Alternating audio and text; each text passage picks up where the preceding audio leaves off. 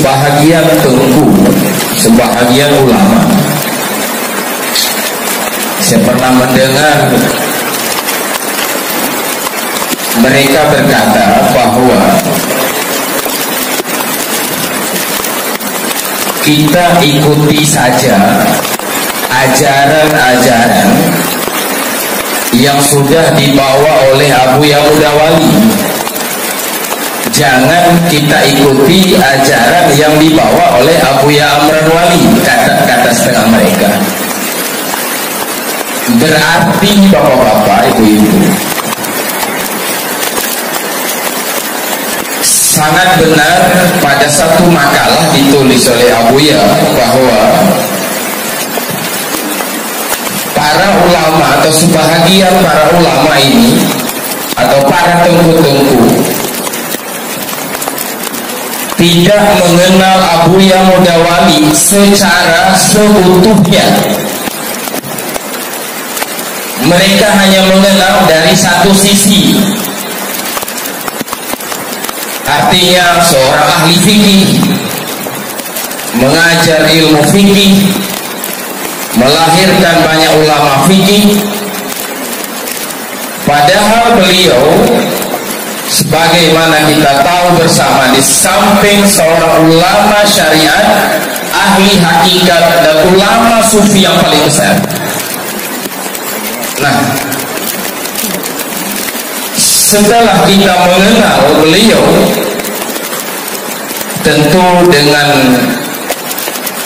karena untuk mengenal ini butuh juga kealiman, tapi kita yakin dengan setelah mengikuti kajian-kajian yang disampaikan oleh Abuya kita dalam MPTT ini, sebetulnya tidak jauh daripada apa yang sudah pernah diperjuangkan oleh Abuya Mudawali. Artinya MPTT masih mengajar fikih, masih mengajar kitab mazhab Syafi'i seperti yang pernah diajarkan oleh Abuya Mudawali maksud saya. Dan ajaran-ajaran tauhid tasawuf ini, ajaran hakikat, tauhid irfani, tauhid sufi, ini juga ajaran yang pernah diajari, yang pernah disampaikan oleh Abuya Mudawali dulu. Sehingga sampai hari ini setiap bulan Ramadan kita membaca dalam salat tarawih syair sufi yang ditulis oleh Abuya Mudawali. Tesam akuan lemah Tuhan, tesam akuan lemah Rabbi. Itu tauhid irfani itu. Wujud diri kota syaitan, penghancurnya hidayah Rabbi. Ini ajaran itu yang sedang dibawa.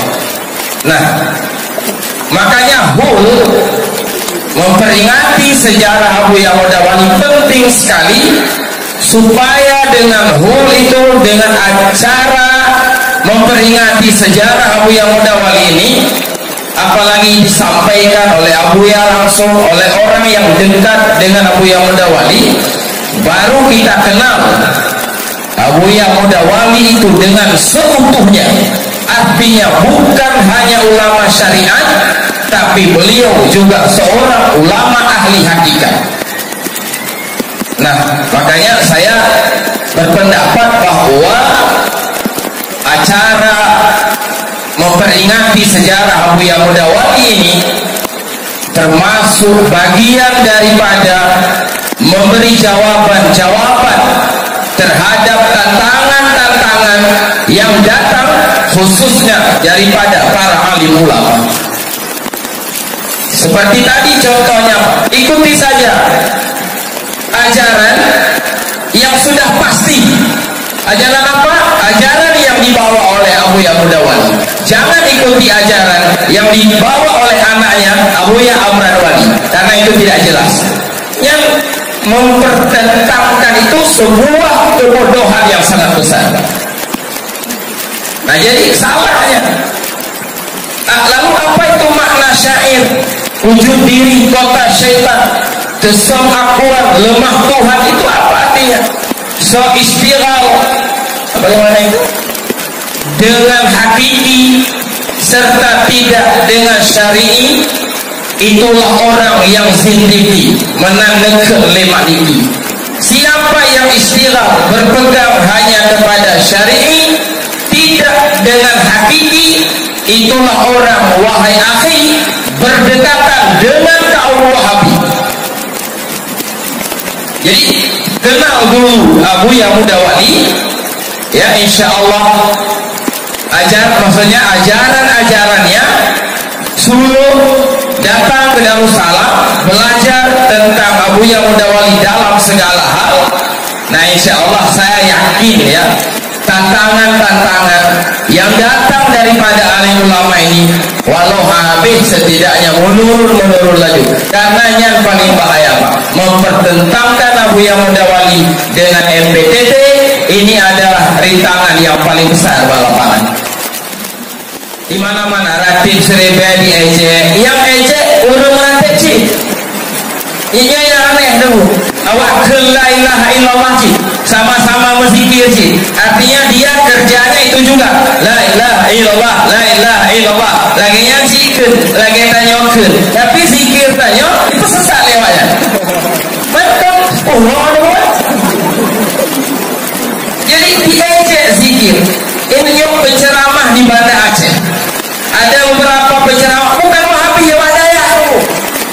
Punya Wahabi pengaruhnya jika kakak cocok Pak. Punya diganggu zikir, diejek zikir oleh orang muzikir. Emang MPTT melihat penghalang, ya. Karena le penghalang tu maka bagah jaya, lihat rintangan.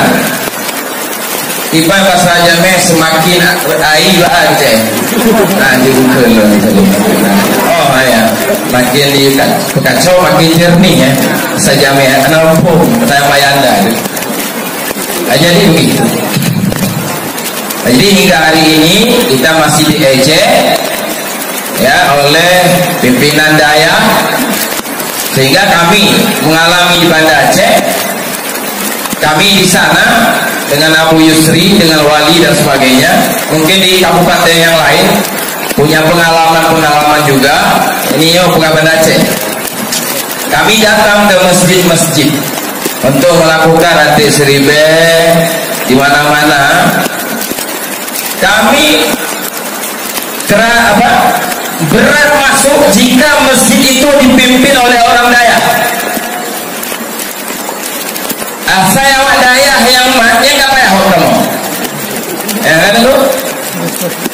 Yang tu, ini yang orang masjid lain, nama silakan. Nah begitu. Jadi tantangan begitu. Kita sama-sama sudah maklum. Adapun tantangan dari tokoh-tokoh pemerintahan ini lain lagi bentuknya. Mereka bukan melawan, tapi mereka sibuk mempartai lagi pegawai Pak Gubernur sibuk caleg. Kadang-kadang malas juga ketika kita bicara. Mereka sibuk, masyarakat begitu juga. Kita sama-sama mengerti ya, bukan melawan, bukan menantang, tapi lebih malas mengikuti zikir dan pengajian. Dan begitulah gambaran saja, sama-sama kita sudah mengerti. Mungkin lain daerah, lain bentuknya, tetapi semua itu bapak-bapak, ibu-ibu, seperti pernah dan sering disampaikan oleh Abuya, semua tantangan ini menjadi kecil bila kita punya himmah yang kuat, kemauan yang kuat, keinginan yang kuat, kekompakan. Semua tantangan ini bisa diatasi, terbukti ya dengan perjuangan Abuya.